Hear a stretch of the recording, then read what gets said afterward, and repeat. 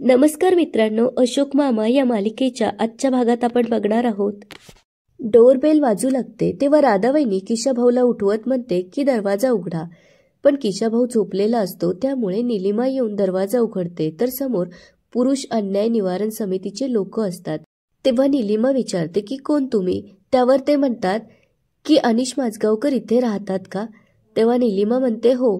तेव्हा ते म्हणतात की अनिश माझगावकरांनी आमच्याकडे कंप्लेंट केलीये.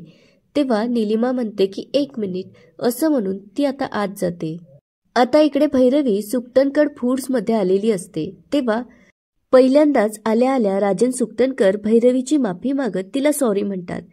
तेव्हा भैरवी त्यांच्याकडे आश्चर्याने बघू लागते. तेव्हा राजन सुकटनकर म्हणतात ऍक्च्युली त्या दिवशी मी खरंच ओव्हर रिॲक्ट झालो. मलाच माहित नाही मी असं का केलं. मी यापूर्वी कोणावरच असं चिडलो नव्हतो. त्याचं कारण सांगत ते म्हणू लागतात कदाचित मला तुझ्याकडून जास्त होप्स असतील, त्यामुळे मी डिसअपॉइंटेड झालो आणि सगळा राग तुझ्यावर निघाला. पुढे ते तिला म्हणू लागतात तरीही तू इथे आली त्याबद्दल थँक्यू.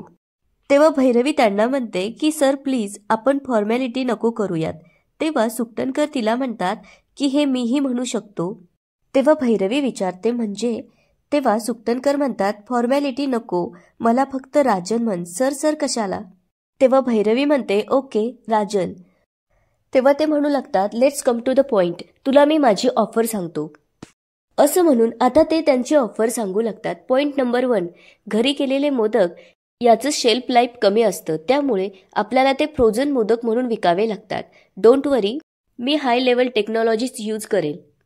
पुढे ते पॉइंट नंबर 2 सांगू लागतात की मेट्रो सिटीमध्ये माझे जास्त आउटलेट्स आहेत, साधारण 30 पेक्षा जास्त.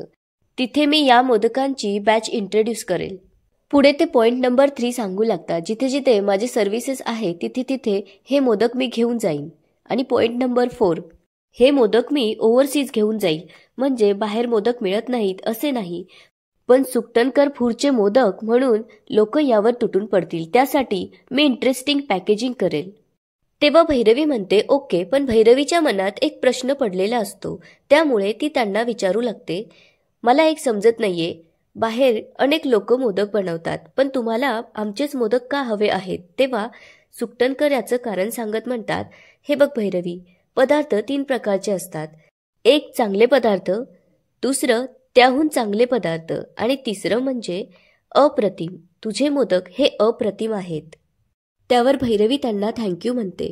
पुढे ते म्हणतात की आता मशीन मेड असलेल्या गोष्टी लोकांना कमी आवडतात, त्यामुळे पर्सनल टच असलेल्या गोष्टी लोकांना जास्त आवडतात. आता सुकटनकर त्यांची ऑफर भैरवीला सांगतात की माझी ऑफर अशी आहे की तू मला 50 लाख रुपये द्यायचे. हे ऐकल्यानंतर आता भैरवीला जरा आश्चर्यच वाटतं आणि ती म्हणते की 50 लाख? त्यावर ते म्हणतात हो, कारण मी तू केलेल्या पदार्थाचं मार्केटिंग करणार आहे, त्यासाठी डिपॉझिट म्हणून तुला 50 लाख रुपये द्यावे लागतील. आता भैरवीचे एक्सप्रेशन पाहून ते म्हणू लागतात की आय नो हे तुझ्यासाठी सरप्राइझिंग आहे, पण हेच माझं बिझनेस मॉडेल आहे. मला माहिती आहे की रक्कम मोठी आहे, पण तुझ्या घरी बनवलेलं प्रोडक्ट हे मी बाहेरपर्यंत पोहोचवणार आहे, त्यामुळे काहीही अडचण येऊ शकते. होऊ शकतं की तुम्ही सप्लाय बंद केला किंवा आणखी काही, त्यासाठी सिक्युरिटी म्हणून मी 50 लाख डिपॉझिट घेईन. त्यावर भैरवी म्हणते की ठीक आहे, मी विचार करते. त्यावर ते म्हणतात शुअर, मी तुला वेळ देईन, पण त्याचीही काही टाईमलाईन असेल. 15 दिवस. 15 दिवसात जर तुझा रिप्लाय आला तर मी तुझ्याबरोबर डील करेल, अदरवाईज मी दुसरं कोणाला ही ऑफर देईन. आता भैरवी विचार करू लागते. त्यावर सुकटनकर म्हणतात तुला अवघड जरी वाटत असलं तरी हीच ऑफर मी सगळ्यांना देत असतो. वाटल्यास बाहेर जाऊन तू रिसर्च कर, मॅगझिन्स बघ. पुढे ते म्हणतात माझ्याकडून ज्यांनी ज्यांनी ऑफर स्वीकारली आहे त्यांचा मी फायदाच करून दिलेला आहे आणि मी फक्त स्वतःच्याच फायद्याचा विचार कधी करत नसतो. तितक्यात भैरवीचा फोन वाजू लागतो, पण भैरवीचं त्याकडे लक्ष नसतं. भैरवी आपली तिच्याच विचारात असते. तेव्हा सुकटनकर म्हणतात भैरवी तुझा फोन वाजतोय. निलिमा आत्या भैरवीला फोन करत असते. आता भैरवी तिच्या बॅगमधून मोबाईल काढते आणि म्हणते बोला आत्या. तेव्हा निलिमा तिला विचारते तू त्या सुकटनकडे गेली आहेस का? त्यावर ती म्हणते हो, मी आता त्यांच्या समोरच बसली आहे. तेव्हा निलिमा सांगू लागते इथे वेगळाच गोंधळ सुरू आहे. तेव्हा भैरवी विचारते की काय? तेव्हा निलिमा सांगू लागते की पुरुष अन्याय निवारण समितीकडून काही लोक आलीत अनिशने तुझ्या विरोधात तक्रार केली. हे ऐकल्यानंतर आता भैरवीला मोठा धक्का बसतो आणि ती म्हणते काय? आता भैरवी म्हणते ठीक आहे, मी लगेच येते असं म्हणून भैरवी जाऊ लागते. तेव्हा सुकटणकर तिला विचारतात की काही प्रॉब्लेम आहे का? तेव्हा भैरवी म्हणते की हो, मी निघते, मला लवकर जायला हवं, आपण नंतर बोलूयात असं म्हणून भैरवी तिथून जाते. आता इकडे तोरणे देसाई आणि चना ऑफिसमध्ये बसलेले असतात. तेव्हा रुपाली येऊन त्यांना सांगू लागते की पुरुष अन्याय निवारण समितीचे लोक आपल्या सोसायटीमध्ये फिरतायत, तुम्ही त्यांना आपल्या सोसायटीत येण्याची परमिशन कशी दिली?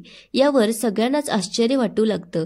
तेव्हा सगळेच जर विचारतात का आणि कुणाकडे आले असतील, तेव्हा रुपाली म्हणते की माहीत नाहीये, पण केव्हापासनं ते आपल्या सोसायटीमध्ये फिरतायत.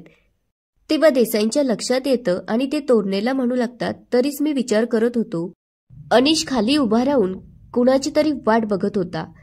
तेव्हा आता सगळ्यांनाच वाटू लागतं की हे माणसं नक्कीच माझगावकरांच्या घरी आलेले असतील. तेव्हा तोरणे म्हणतात की माझगावकरांच्या घरी आजकाल कुणीही उठून यायला लागलंय. तेव्हा देसाई म्हणतात हो ना, त्या दिवशी तो सुकटणकर काय आला आणि आज ही माणसं. त्यावर तोरणे म्हणतात पण ही गोष्ट चांगल्यासाठी पण असू शकते आणि वाईटासाठी पण, नक्की काय असू शकतं? आता निलिमा आत्या त्या माणसांना आत येण्यासाठी सांगते. आता ते बसल्यानंतर निलिमा आत्याला विचारू लागतात की भैरवी माझगावकर कुठे आहेत?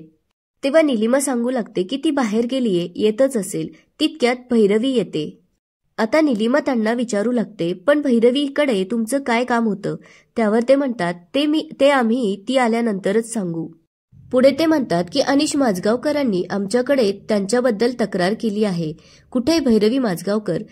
तेव्हा भैरवी म्हणते मीच आहे भैरवी माझगावकर, बोला. तेव्हा सगळेजण भैरवीकडे बघू लागतात.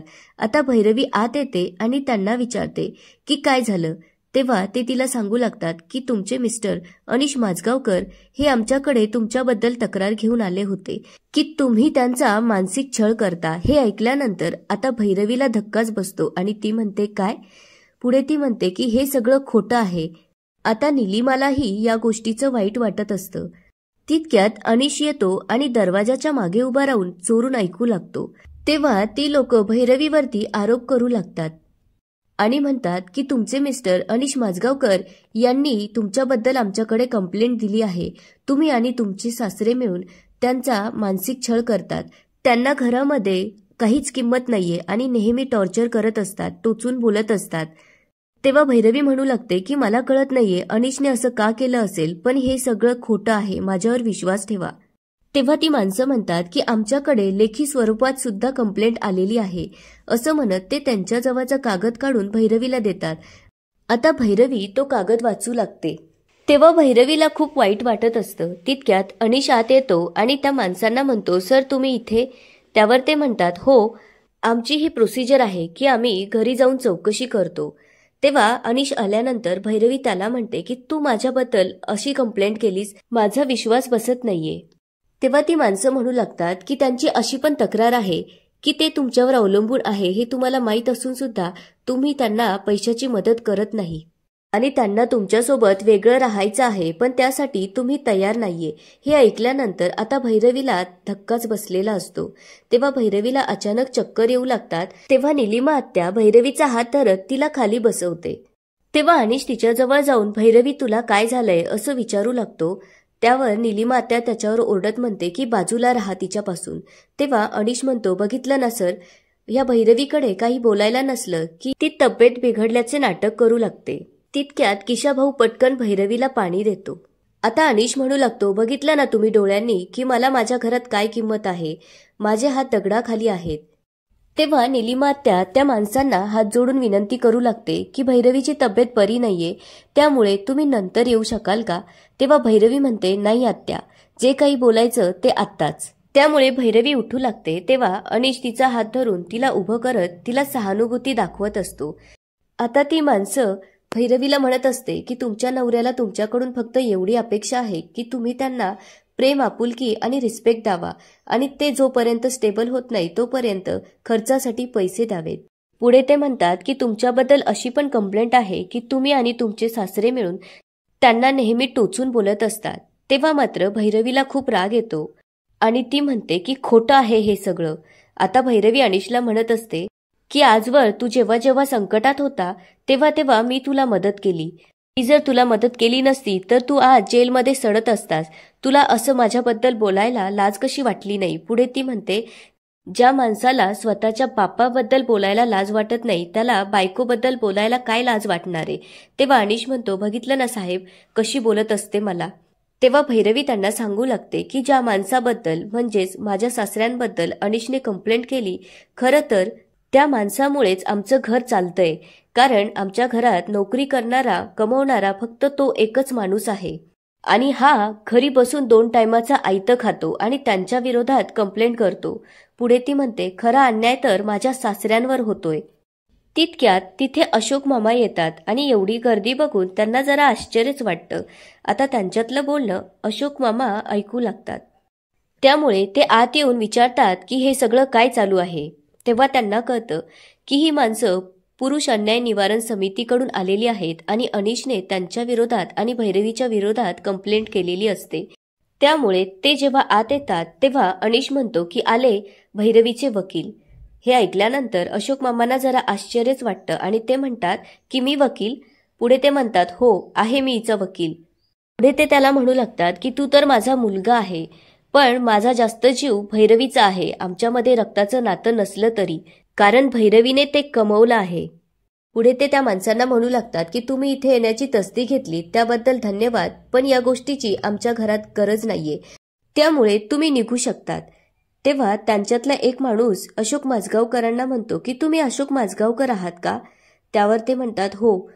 तेव्हा तो सांगू लागतो की तुम्हाला आठवतं का की तुम्ही एका वकिलींबाईकडे कामाला होते, तेव्हा मी आणि माझी बायको आमची कंप्लेंट घेऊन आलो होतो. तेव्हा तुम्हीच आम्हाला योग्य मार्गदर्शन केलं, त्यामुळे आज आमचा संसार टिकून आहे. पुढे तो विचारू लागतो की तुम्हीच अनिश माझगावकरांचे वडील आहात का. आता तो अनिशकडे बघत म्हणतो की ही गोष्ट मला पचत नाहीये की यांच्यासारखा माणूस तुमच्यावर अन्याय करत असेल.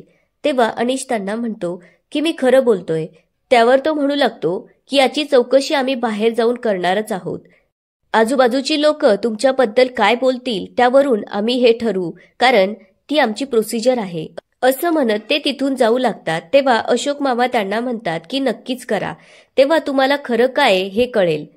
आता ती माणसं तिथून गेलेली असतात. तेव्हा अनिश अशोक मामांना म्हणू लागतो की झालं ना तुमच्या मनासारखं, आता परत एकदा येऊन तुम्ही बाजी मारली. तुमच्या नावाचा वापर करून तुम्ही मला खोटं ठरवलं. तेव्हा अशोक मामा म्हणतात, मी काहीही केलेलं नाहीये.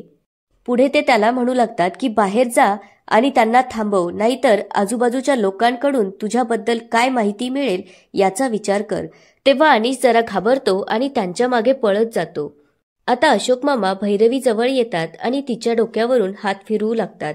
याच ठिकाणी आजचा एपिसोड संपतो. आता पुढे काय होणार ते बघूया उद्याच्या एपिसोडमध्ये. तोपर्यंत व्हिडिओला लाईक, सबस्क्राईब आणि शेअर करायला विसरू नका. धन्यवाद.